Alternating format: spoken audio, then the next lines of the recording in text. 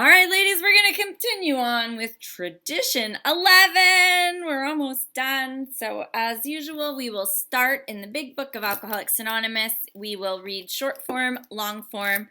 Then we will mosey on over to the illustrated pamphlet, and then to the 12 and 12, followed by the AA traditions questions from Grapevine.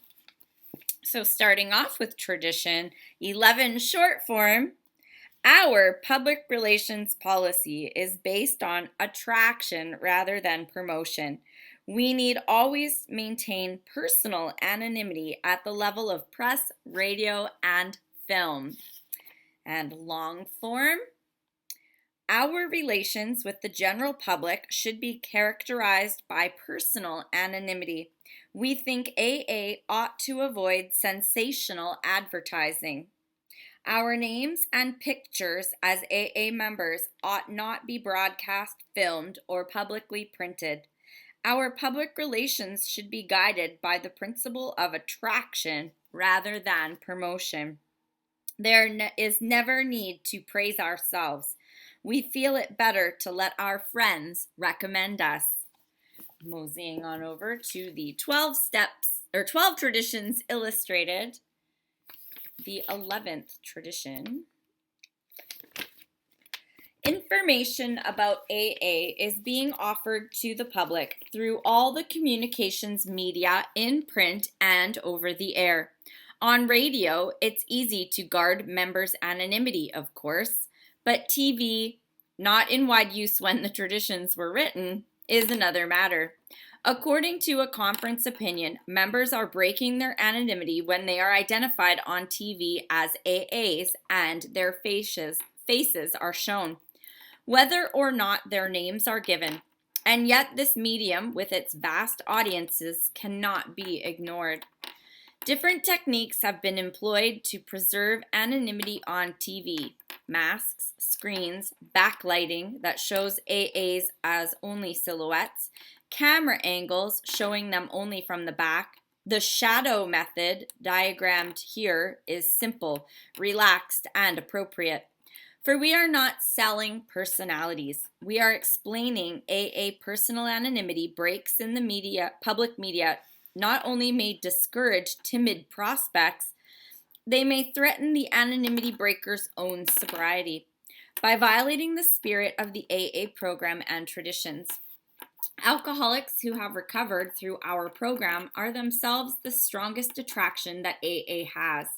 When people are asked what led them to seek AA, the answer given most often is an AA member.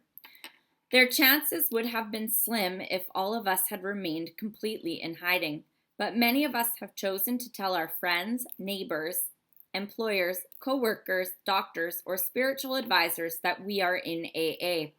And when we do so, we are not breaking our anonymity in the meaning of this tradition.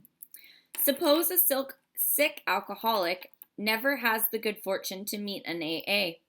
How is such a person going to find us?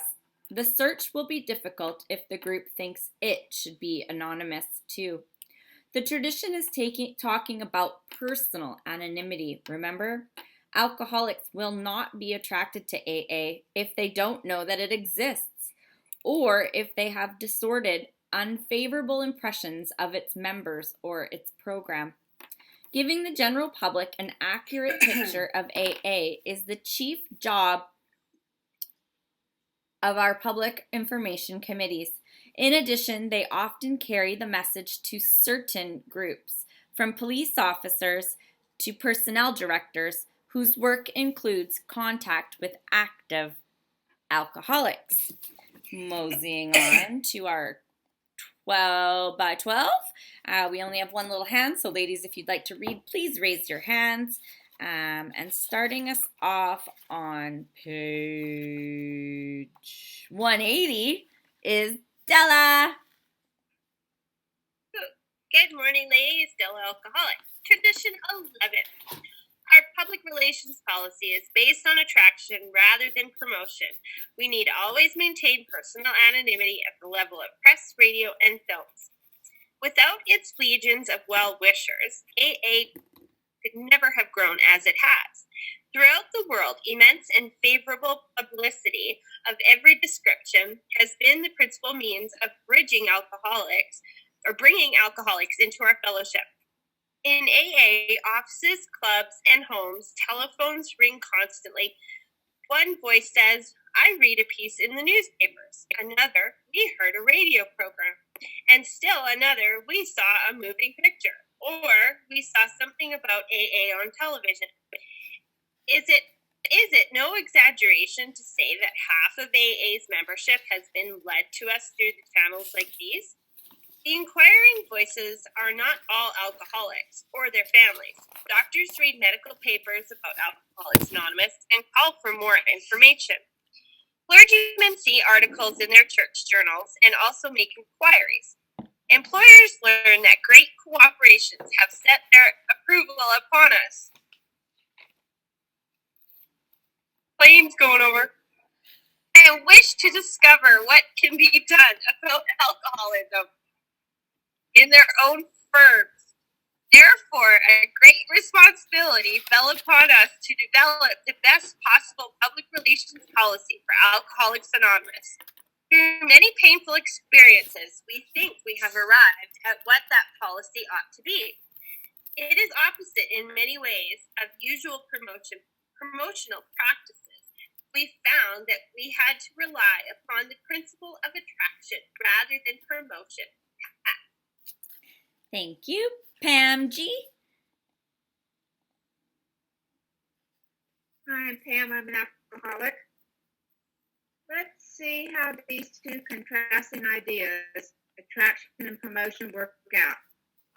A political party wishes to win an election, so it advertises the virtues of its leadership to draw votes. A worthy charity wants to raise money. Forthwith, its letterhead shows the name of every distinguished person whose support can be obtained. Much of the political, economic, and religious life of the world is dependent upon publicized leadership. People who symbolize causes and ideas feel a deep human need. We of AA do not question that, but we do have to soberly face the fact of thinking that public eye is hazardous, especially for us.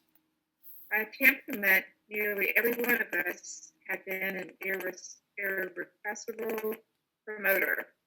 And the prospect of a society composed almost entirely of promoters was frightening. Considering this explosive factor, we knew we had to exercise self-restraint. The way this self-restraint paid off was startling. It resulted in more favorable publicity of Alcoholics Anonymous than could possibly have been attained through all the arts and abilities of AA's best press agents. Obviously, AA had to be publicized somehow, so we resorted to the idea that it would be far better to let our friends do this for us. Precisely that has happened, to an unbelievable extent. Veteran newsmen, trained doubters that they are, have all gone out to carry AA's message. To them, we are something more than a source of good stories. On almost every news front, the men and women of the press have attached themselves to us as friends. Thank you, Deborah.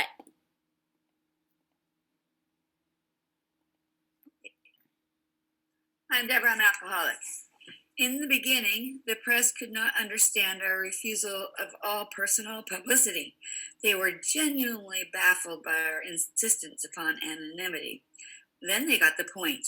Here was something rare in the world, a society which said it wished to publicize its principles and its work, but not its individual members. The press was delighted with this attitude. Ever since, these friends have reported AA with an enthusiasm which the most ardent members would find hard to match. There was actually a time when the press of America thought the anonymity of AA was better for us than some of our own members did.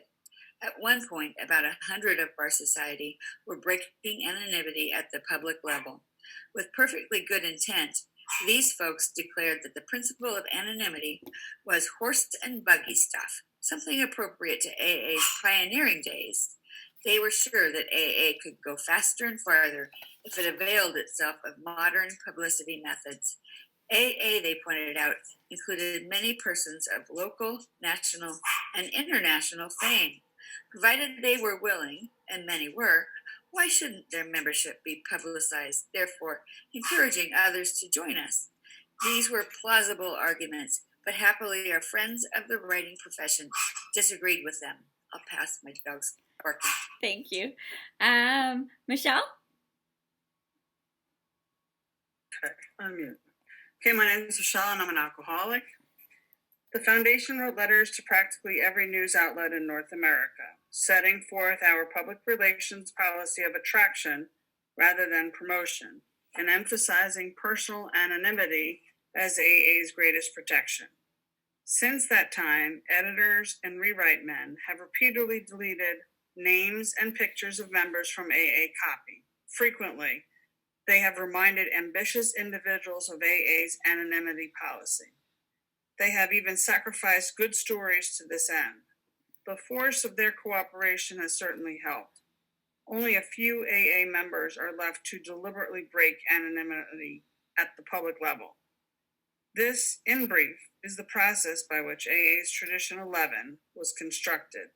To us, however, it represents far more than a sound public relations policy.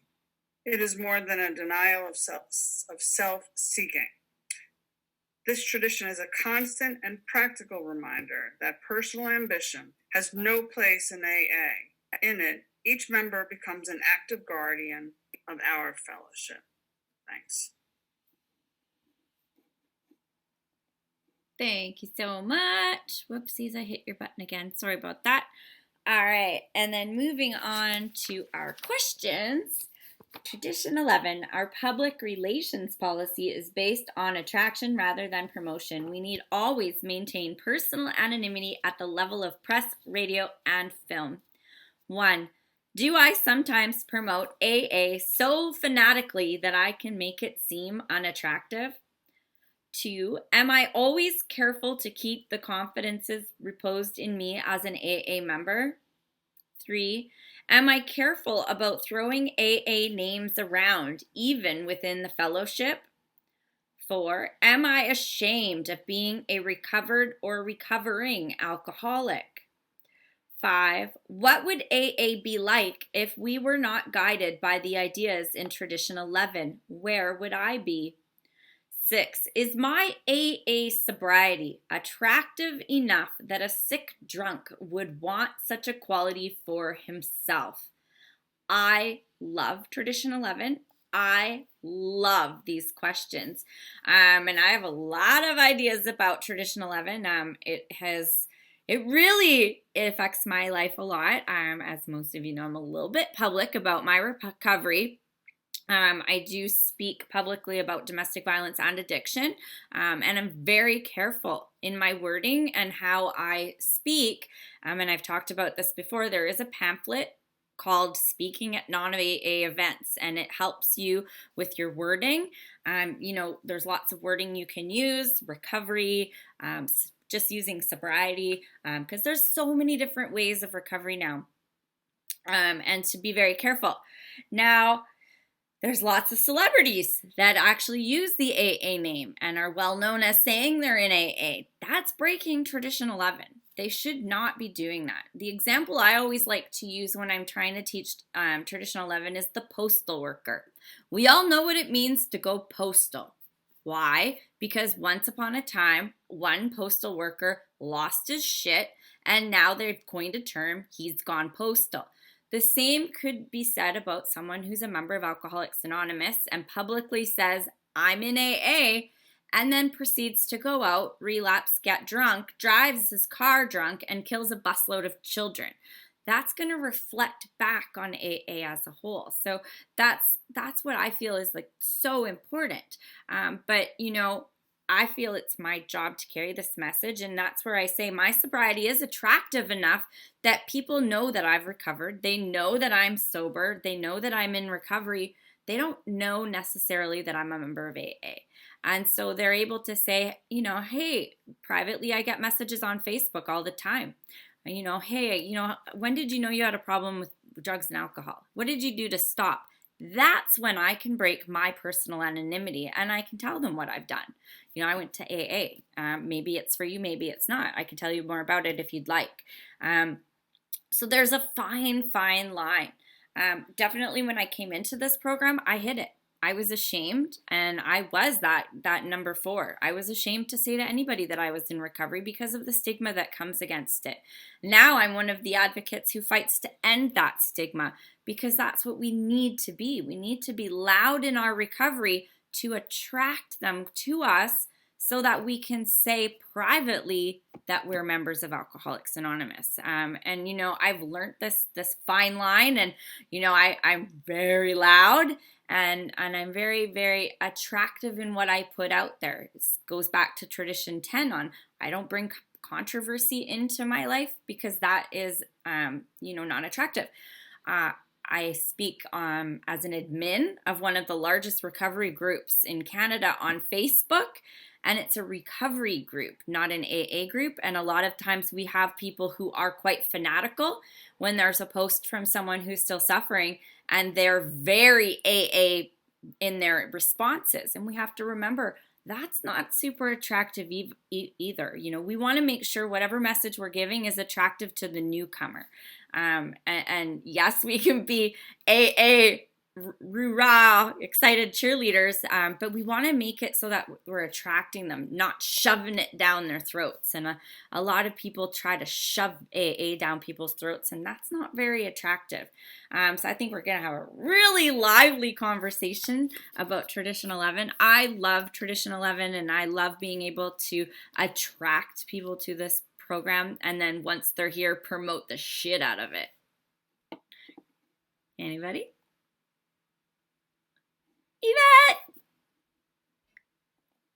Yvette Alcoholic. Thanks, Kimberly. Great to see everybody. Yeah, all the traditions, being an anchor for us and being able to be all over the world and for almost 100 years. Like, that's amazing that we can still be here and be sober and somewhat sane one day at a time. This tradition is a constant and practical reminder that personal ambition has no place in AA. In it, each member becomes an active guardian of our fellowship. And that just stood out like guardian of our fellowship because it's so precious. And what a gift. And, before AA, I'm like, what do people do? Oh, my God. It's like the village idiot or the burn the witch at the stake. I don't know. But thank God for AA, thank God for the traditions and anonymity, talking about that in 11 and 12. Yeah, it is interesting, like with celebrities, I cringe when they do that. But it's a balance, like we've talked about throughout the traditions. It's that balance and checking our motives. And we don't walk on water, and we're not saints, and we don't be perfect. But it is true that we have to protect our fellowship and protect our groups, and always go to the literature, like it was shared. Go to GSO directly, and healthy over unhealthy. But that whole anonymity thing, like at my workplace, they don't know that I'm in recovery. But it's weird. Like, I want to be a walking big book, but I'm grateful for the anonymity because we have that choice. And I can say I'm here, but I can't say that you're here. So it's just tricky stuff. And sometimes, even with good intentions, we can make a mistake and correct it. That's why it's important to stay connected, stay sponsor, and stay in the middle of the steps and the traditions, because I can easily be like, oh, wait, I want to help them. Like, even gossip. It's like, oh, how are they doing? Wait, you call them directly or you pray. Because even if they're doing well this moment, it's interesting. Like, I love speaker audios still. And Sandy Beach said, I don't start gossip. I just pass it on. So keeping ourselves in check. I'm like, wait, I didn't mean anything bad. And then you create this big explosion and oh, well, we didn't drink today. We got to start somewhere and mushroom out. So thank God for the traditions. Love you guys. Thank you, Kim, Della, everybody. Thanks.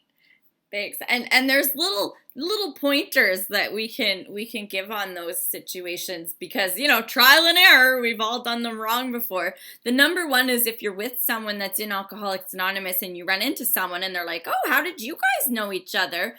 "Oh, we have a mutual friend." "Oh, who's that?" "Bill." And that was the first thing I learned because I kept mucking up. I was like, "Oh, deer in the headlights," because I didn't know what to say. And another one is, I'm in a relationship with someone else that helps a lot of people. And I can't say, "Hey, I saw so-and-so at a meeting and they're struggling." But I can say, "Hey, have you talked to so-and-so lately?"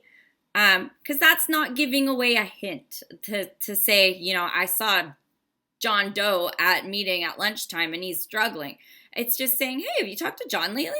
I was thinking about him." You don't have to give it up. So there's little ways you can kind of nudge. And then, of course, you can say, "Hey, have you talked to your sponsor lately?" if they're going a little loopy.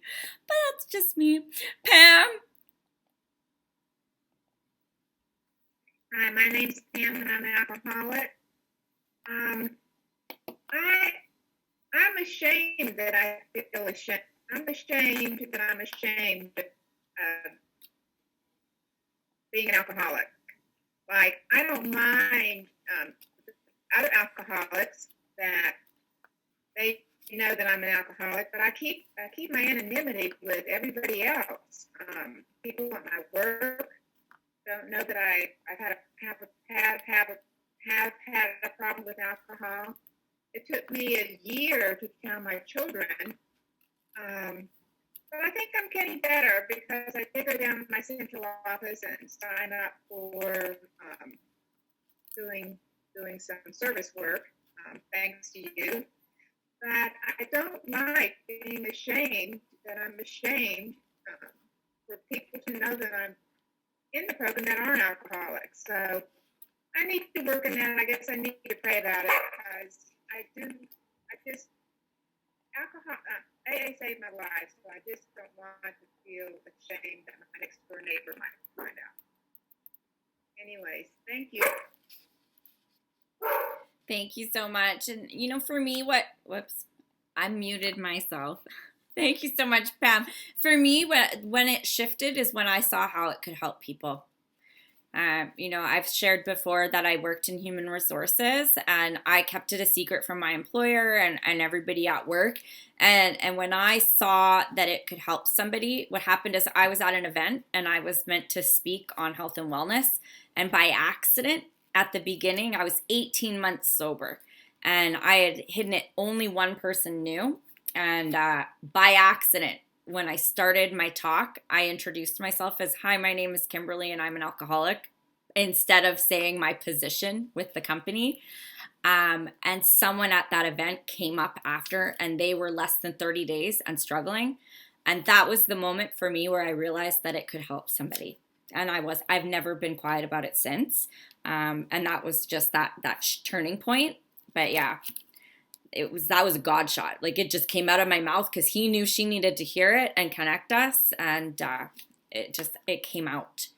Lois in the Poconos. Looking all fresh this morning. Oh, no. It's afternoon here. I just got home from work. I'm not fresh at all. You look like fresh and dewy. I'm a little weary. But I work in a large corporation, so I do have, and I've been in the program for quite some time, so there are people that I see at work that I talk to, and my coworkers will come up and say, "Oh, how do you know that person?" And I say what you said. I have a mutual friend. We have mutual friends. That's what I usually say, and or that I know them from church. Because they know I go to church. But the people I work with know I'm in recovery. They just don't. They don't really ask about it, so I don't go any further. If somebody did, I would.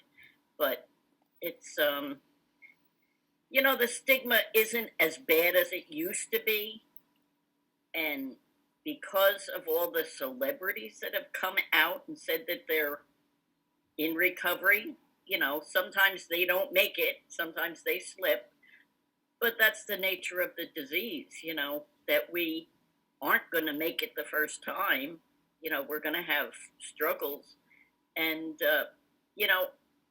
step 11 always, tradition 11 always makes me think of step 7, because we're supposed to be humble. We're supposed to be humbled before God. And if we're humbled before God, God doesn't want us prideful. He doesn't want us exploiting this program that He has given us for our own gain.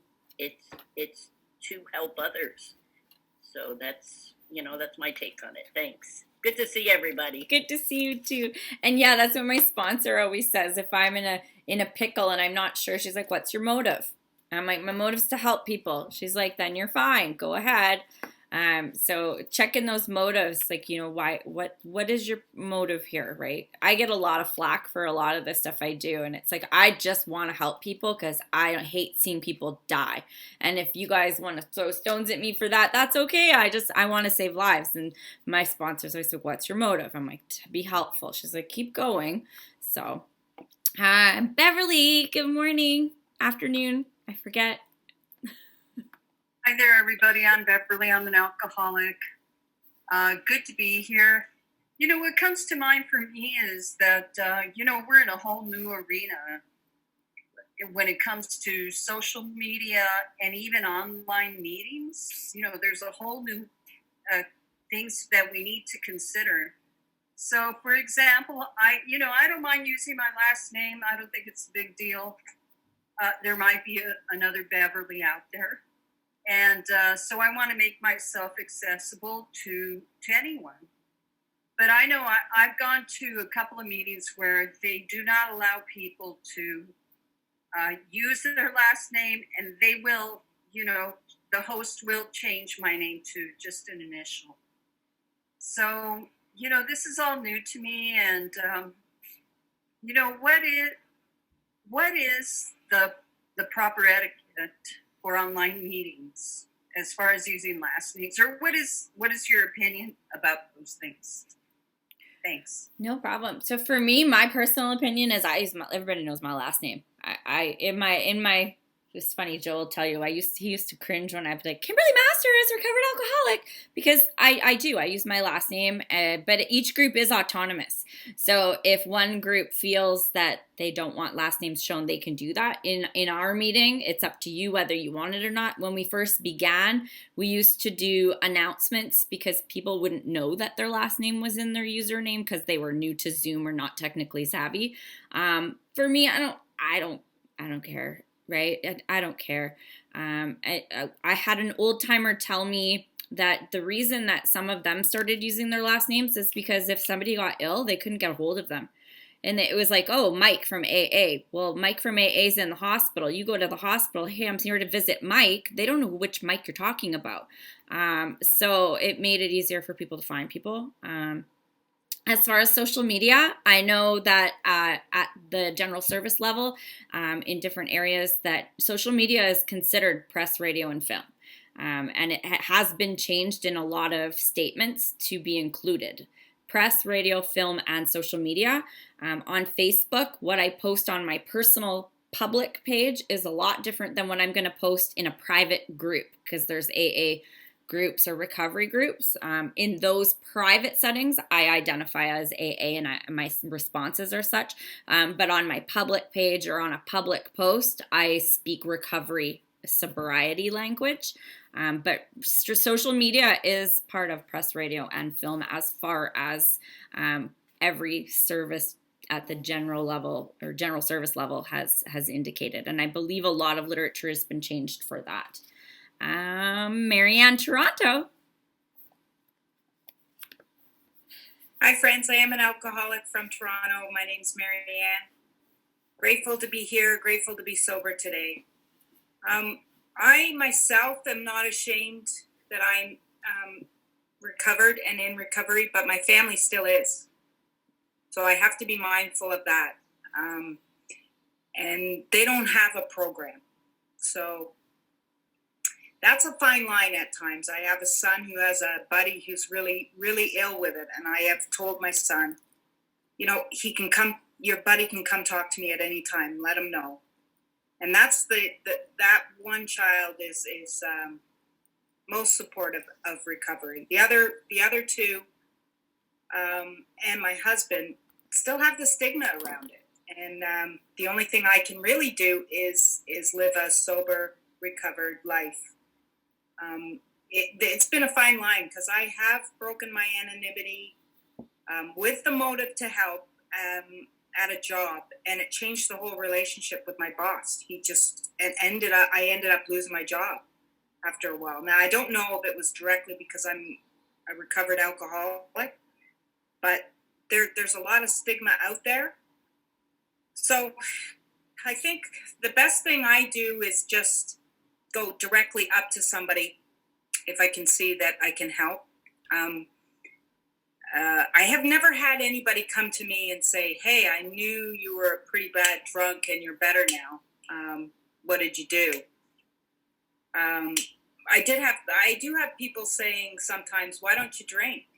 You know, and question me on that. And when I was younger, they'd always ask if you were pregnant. Now it's not an issue. But no, it's really an interesting thing when you live around a lot of non-alcoholics, and a lot of my life is around a lot of non-alcoholics because there's a lot of stigma, especially older people. That wasn't an acceptable thing in their generation. I have in-laws that, are 89 and 90, and they don't want to talk about recovery or anything. They just want the problem dealt with. So I think it's helpful for me too, because it stops me with my arrogance defect and saying I know exactly how to get better and stuff like that. This tradition will kick in with me and they'll say, no, you don't know it all. I say the set aside prayer and then move on. So it's a really good tradition, and I've really enjoyed learning about these traditions. So thank you. It's been really great, and I love you all. Thank you so much. Yeah, I have the opposite with my family. Summer is like prouder than anything that I'm in recovery. And I remember they did an elementary school, like, don't do drugs presentation. And she's like, my mom is 2 years sober. And the teacher was like, okay, great. But, Summer comes to a lot of meetings with me, and I know I've told this story before. We've had to have chats with Summer about anonymity because she saw a teacher from her school at an AA meeting. So, it's funny how sometimes Summer knows a little bit more about the traditions than some of our members. Kathy Ann, I can't see you, but I know your hand's up. Are you there? There you are. I'm on mute. Okay. I just have a question. I go to a meeting. It's every day. And there was a young lady there who was there all the time. And she was very, very, really struggling. She was a young mother with young children. And she hasn't been to the meeting in weeks. And I don't know how to get I'm worried about her. Is it okay for me when I'm at this meeting to ask in the chat to ask if anybody has heard from her or knows how to get a hold of her? Is that okay? I mean, I'm not going to say her name, but yeah, absolutely. In my opinion, 100%. And if anybody's going to get upset with that, you can send them my way. Yeah. Okay. And then another thing that I wanted to say was when I first started going to meetings, I was in church one day and I saw somebody from one of my meetings at church. And then she introduced me to her friend. And what she said was, this is so-and-so, and she's a friend of Bill's. And at first I didn't really understand. This is like years ago and then I go, yeah, that's the way to do it, right? I'm a friend of Bill's. She's a friend of Bill's. And that's just her way of telling me that, we're okay. Yeah. And we're on the same page. She doesn't need to do that. It's kind of, she might have been nervous that just for you. Okay. It might have been her being nervous that you were going to break her anonymity. And that was kind of like a wink, wink, please don't say anything. That would be my take on that one. Instead of me maybe saying, oh yeah, I know you from. Yeah, she Okay. might have been nervous that you were possibly going to break her anonymity and just wanted to beat you to the punch. Okay. Yeah. All right, but I've seen that, and I've also met some people that say I'm a friend of Lois. Well, that's a good one too. I'm a friend of Lois. Look, we got Lois here. When I was in the mall once with my husband, and then he ran into somebody from Al-Anon, and then he said to me, "Oh, I'm a friend of Lois." And I like that. Okay. That's good. Okay. Awesome. Thank you. And I've said this before, and it's worth just saying, if you're ever at the airport or on a cruise, if we're ever allowed to travel again, and you hear an announcement that says, "Hey, friends of Bill Wilson, please go to gate 57," or if there's any friends of Bill Wilson, please go to room 209. That's usually the indication that there's an alcoholic that needs another alcoholic in the airport or on the cruise. And you'll get yourself a really good connection. So listen for that stuff too. It's always good to know. A lot of people don't understand that happens. So worth mentioning. Joanne. Hey everyone, I'm Joanne. I'm an alcoholic, and I didn't touch the mute button. We're doing good today. I love this tradition, and it reminds me of the doctor's opinion. And I came into AA not understanding why I drank, how to stop, the things I did. And then I read the doctor's opinion, and it said that I had an allergy, and they've kind of classified alcoholism as a disease. And I huddled in. I huddled into meetings. I stuck around people that I didn't have to explain a lot, because I was busy trying to explain it to me. And then over time, one day at a time, I got to the point where I could really understand, in the big book, just before the promises, it says, as God's people, we stand on our feet and we don't crawl before anyone. I am not my alcoholism. I'm a wife. I'm a mom. There's many things about me due to the fact of recovery. I keep my recovery so that I can have a full life and share my full life with people. And I also, and it took time to be able to, when encountering other people, that if the subject ends up that I am, making a connection. Like, I had a person that I've known for like 15 years, and she was outside of a church for the church business. And there was a meeting downstairs, and I was late, and I walked by and I said, "Hi," and she went, "Hi," and I kept walking, and I don't have to explain to her, that I'm an alcoholic and everything, because she knows me as Joanne. It's just a part of me. But on the other hand, I believe in the fact that the beginning word of the steps is we. So I don't stand apart from anybody in AA and go in front of press, radio, and share my philosophy about AA and how it's worked, because we got me sober. So I only have half the story.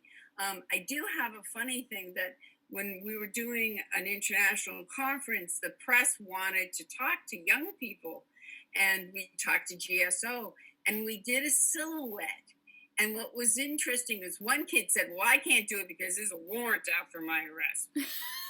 But the other one, the fact that I loved that it was a silhouette was that you heard a young people's voice.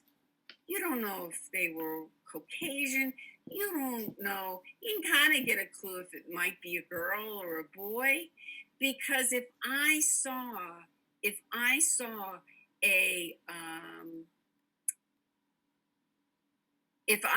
I've been in situations where it's a long story, but I learned the lesson where if you take someone from a different minority and put them in a conference of 2,000 white people, they might freak out because they can't identify. So you want, in terms of in front of the press, to be able to say, this is us. You know, you don't have to figure out what we look like. You just have to hear our experience and identify. Because I almost walked out of a meeting because people were talking about drinking in college, and I hadn't made it out of elementary school, and I had all the reasons to leave. But the miracle was that I stayed put. So, you know, it's just when as an alcoholic, I keep the idea that we present to the world together, not me. And but again, if you do the work, you will not regret the past nor wish to shut the door on it. And as God's people, we stand on our feet and we don't crawl before anyone. And today we're women of dignity and honor. That's it. Thank you. Thank you, Joanne. You made me think of a story where I was speaking at a different fellowship that has a lot of face tattoos and is mostly gentlemen. And I walk in like, oh, what's this mom from the suburbs doing here? And I was judged instantly. It was just like, okay, what's she doing here? But then once you start talking and you can relate the experience, they totally understood that I was part of that situation. Lee, good morning. Good morning. I'm Lee and I'm an alcoholic. I just had three things. One, I wanted to just share some experiences that I've had with anonymity and promotion. I think it's such a great pairing. I just love that. Yeah. So anyway, I wanted to talk a bit about going to a very large conference. There was probably well over 500 people in a room. And there was a young man that was going to be speaking on the specialty that we had all come to hear about. And I know, having done some kind of speaking, that it's kind of hard and very nervous for the very beginning. And he stood up and he smiled at all of us and he said, "Hi, my name is Charlie." I'm going to say Charlie, and I'm an alcoholic. And you could have heard a pin drop. When there's so many people in a room and there's not a sound, it was amazing. And then 3 people said hello or help or whatever we say to people. And it was pretty moving. And I went up to him afterwards because I wanted to respect, all that. I just said, and so am I. So that's my one story. And I also wanted to share when a celebrity walked into a women's meeting that I had attended on a regular basis. And it took me a while to recognize the person because often when they're on press, radio, and TV, they look different. And so it took a while for me to get why I was staring at her. And she spoke, and it was really apparent that, she was very involved with her sobriety and so on like that, and took her program really seriously, but wanted a meeting. She had come for the same reason that all of us had come. And I actually had an opportunity to share, and I did that. And at the end of it, I don't think of myself as a fangirl, but she came up to me and she said, "Oh, I really appreciated what you said." And I just stood there like an idiot. So just want to show you. But I think it was so wonderful that, she was at the meeting, and it went really well, and I really respected all her anonymity and so on like that.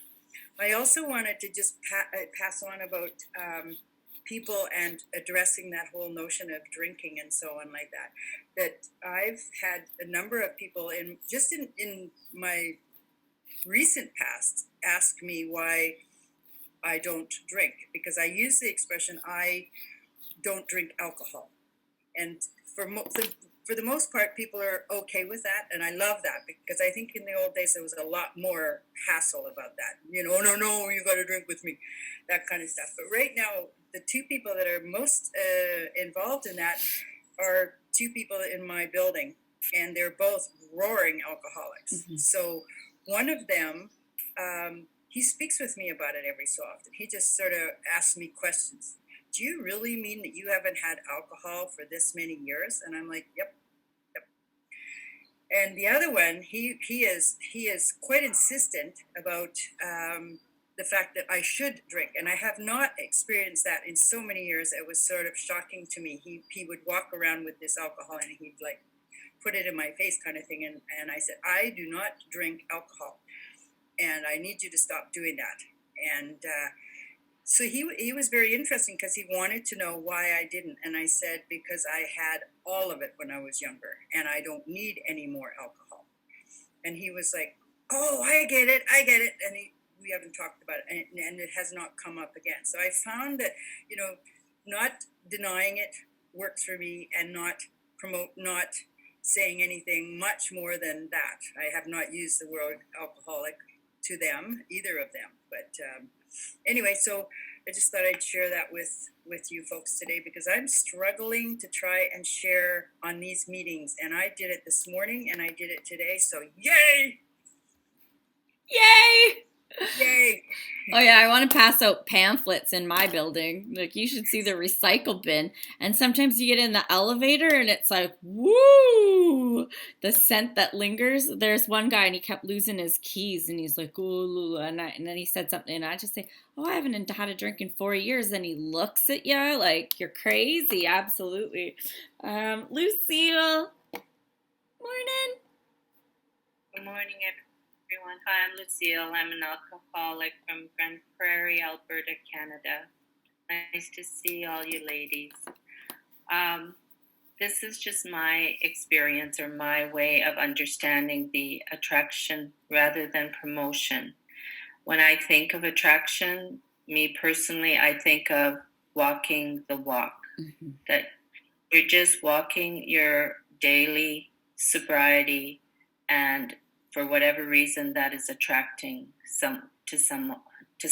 And that's the way I see attraction. And the way I see promotion, and again, this is just me, my understanding is when I think of promotion, I think of handing out pamphlets on the street corner. No, not that bad. But promotion, like putting out pamphlets at the hospital, at the schools, at the libraries, at the health centers. We are promoting that we have a program, that there is a solution. So those are just my ways of understanding attraction rather than promotion. Thank you. I'm going to add to that, Lucille, just because we do have the CPCPI committee, and it's their job to hand out those pamphlets. For that, that's part of our public relations policy, similar to at the beginning of COVID when all of the meetings shut down. GSO and a lot of local areas put on public service announcements to let people know where to find online meetings. And that is part of our public relations policy, which is a lot different than if we were to go and I was going to stand outside of the liquor store with a pile of pamphlets.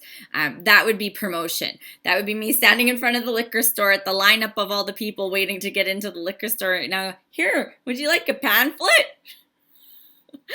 Haven't thought of doing it, but yeah, that would be more on the lines of promotion. Miss Margaret, good morning.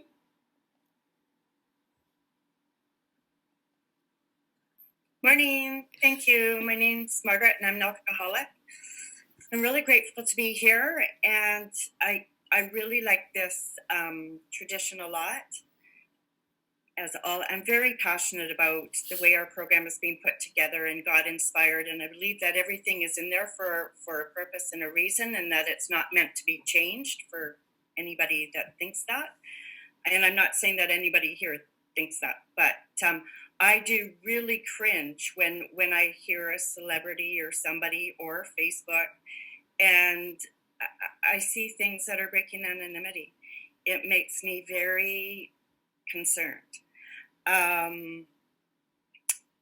As you may or may not know, I've done a lot of my sobriety living in small towns. One was up near Grand Prairie and Fort St. John, BC. And, it's a very small town, and you see the same people at every meeting because we had a lot of meetings. We had a meeting every night of the week, but you see the same people and the same people. So you're not traveling all that far in a small town. But anyway, the reason I'm saying that is because you do get personalities there. You get, successful business people, you get whatever, all these different people. And for me, as soon as somebody uses their last name, and there was someone up there who did, and he was a name very prominent in Fort St. John, but it makes me really nervous because of the new people that come in. I believe that for me, my sobriety is a lot about ego deflation. I don't want to ever be put on any type of pedestal that I could fall from, because lots and lots of us do end up going back drinking, even unfortunately after years of sobriety. I don't want to be that face of Alcoholics Anonymous that fails. There was a lot of concern when I was sober in Vancouver and around the North Shore Alano Club. We had a big meeting because there was a lot of concern with the people, the kids that were hanging out there, like children of alcoholics, whatever. And, they were selling drugs in the back alley. And what does that look like if that article gets picked up by the newspaper because somebody's being arrested and, somebody was found selling drugs out of an Alcoholics Anonymous meeting? Because the general public doesn't always know the difference. So it's something that I hold very close. I do not use my last name. Many years ago, on the birthday cards that we used to pass around during a birthday meeting, there were some of the ladies that were having their first and last names picked up from the cards, and then they were being, what's the word? Like, we have, we're alcoholics, but there's a lot of us that are still very sick, and there's a lot of sick men out there. So they're picking up the ladies' names and then harassing them by phone or whatever. So, like I say, I'm very cautious. I do break my own anonymity if I feel like it's called for, maybe in a client meeting or whatever. If I feel like I'm going to be helping somebody, then yes. But I'm gonna say, in my job, and we would have our annual reviews or whatever, the company I worked for really likes it if you're involved in fundraising or charity work or whatever like that. And I used to kind of struggle. Like, I've done a lot of AA service work. I cannot put any of that in there. And I mean, that is where I spend most of my free time, is in Alcoholics Anonymous. But, it's not something that we can ever put down, or I can't. I cannot ever take any credit or acknowledgement for that. And that's pretty interesting. Or on a resume, what do I do in my spare time? I do a lot of AA service work, but that's not something that's out there to be looking for credit for. So anyway, those are my thoughts on Tradition 11. I've been involved in lots of these conversations. I know even at a North Shore Roundup, unfortunately, there was a celebrity who was speaking, and can't remember exactly what happened at the beginning, but there was a couple of tables of a lot of long-timers, especially men.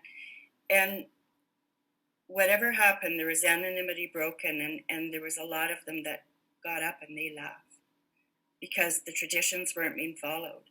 And I do know that I read someone's book, and this person in their book said how discouraged they were with Alcoholics Anonymous because he would go and speak at these big conferences or whatever, and then outside afterwards, everybody's lining up to get his autograph. That is concerning for Alcoholics Anonymous. So, I don't know.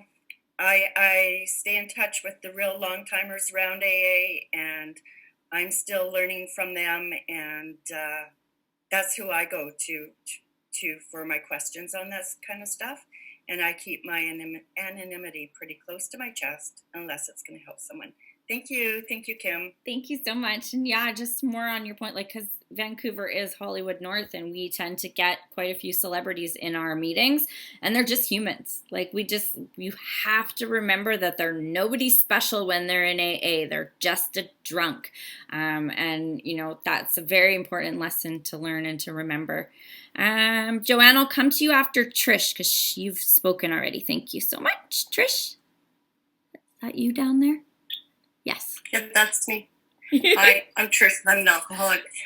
I'm really enjoying the traditions, and I missed quite a few of them, but I'm really happy to know that I got all your tapes, Kim, that you've made, and I get to listen to them on, because in the northern hemisphere, we're getting dark early now, so there's going to be a lot more indoor time that I'll be able to really get into this more. I'm really new, and, well, 2 years in August, and I'm really thinking about going to the meetings every night, and I was in another town, and it's a small town, but I didn't know so many people. But in a little town where I live now, I really like saying, oh, I can't. I got a new Zoom, and it's kind of interesting. People never say when it's not they never ask who's Zooming. But when you're going to a meeting, a meeting? What kind of meeting in a little town? Everybody should know about every meeting. But I really enjoy these new Zooms, and I'm just so grateful that I get to go through the traditions online. And then when are you starting your next Monday. Big book? Monday. Yay! Yeah. Thanks. Thanks so much for listening. Well, and that's it. My sponsor says we can promote within. We just need to attract from without. So promote the big books. That starts Monday. Let's get lots of ladies here. Joanne. Curve on this because it kind of happened this morning, but for newcomers, they are the public. We have open meetings for people coming to check it out. And that's where I think that it helps for people that are coming in and checking out AA to realize that they are the public, and to attraction rather than promotion, and that's a tricky thing. Even early sponsoring, we get zealous about this is what you need to do, and this and this and this, and they get overwhelmed. But I really like this is some of my experience. This is what it was like. This is what it's like now. And if you would like, come along and apply that gentleness of attraction rather than the hardcore of promoting. Oh, there's a new one. There's a live one. Let's just give them all that we can in the next 30 minutes. And they walk away going, what just happened? Easy does it for us when we talk to newcomers, because some of them, it's their very first meeting. That's it. Thanks. Yeah. And when we're like, you're the most important person in the room, and they're like, I am? Or they're like, leave me alone. It could go either way. Oh, yes. All right, ladies, great discussion on Tradition 11. I'm so excited for Tradition 12 on Friday. And then Monday, we're back in the Big Book, which is my favorite place to be. So let's close with the Serenity Prayer, and then we'll chat. God, grant me the serenity to accept the things I cannot change, courage to change things I can, and the wisdom to know the difference.